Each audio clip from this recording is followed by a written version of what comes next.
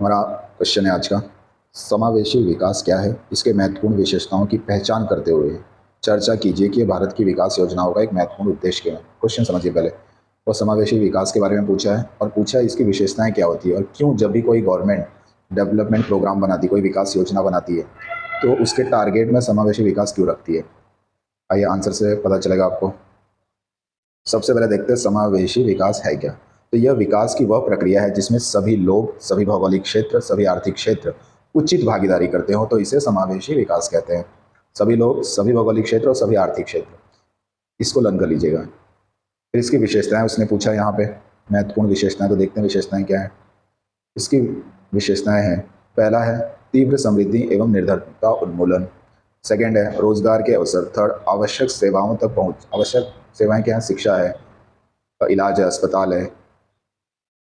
Fourth, सामाजिक न्याय और सशक्तिकरण। फिफ्थ, पर्यावरणीय धारणीयता, मतलब एनवायरनमेंट को भी नुकसान ना हो।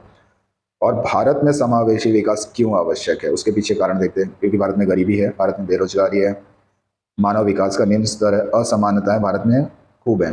ऑक्सफैम की रिपोर्ट के अनुसार 2016 में सृजित धन का, जितना भी धन सृजित हुआ उसका 73%, 1% लोगों को प्राप्त हुआ। समझ सकते कितनी असमानता भरी पड़ी है। तो क्या भारत में विकास समावेशी नहीं है? देख लेते हैं, विकास समावेशी है नहीं, भारत में असमानता किस लेवल पे है। तो क्रेडिट स्विस 2015 में एक रिपोर्ट आई थी, इसने बताया था टॉप 1% के पास, मतलब भारत में जो टॉप 1% है, भारत की 53% संपत्ति रखते हैं। और अगर टॉप 10 को ले लिया जाए तो भारत की 76% संपत्ति रखते हैं। मतलब 90% लोगों के पास मात्र 24% संपत्ति है, 90% लोगों के पास।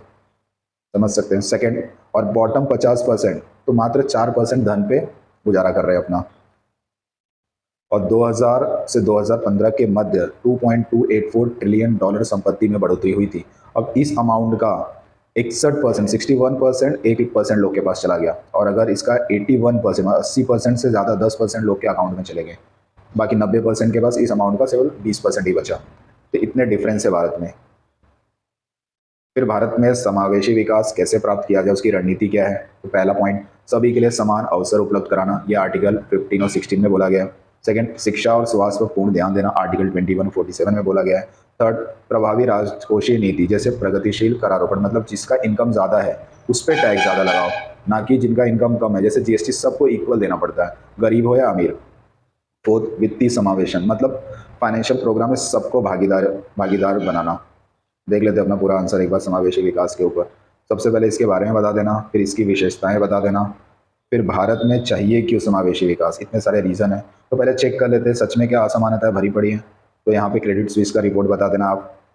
दूसरा, फिर प्राप्त करने की रणनीति क्या होनी चाहिए, वो ये 4 पॉइंट। आंसर कंप्लीट हो जाएगा आपका।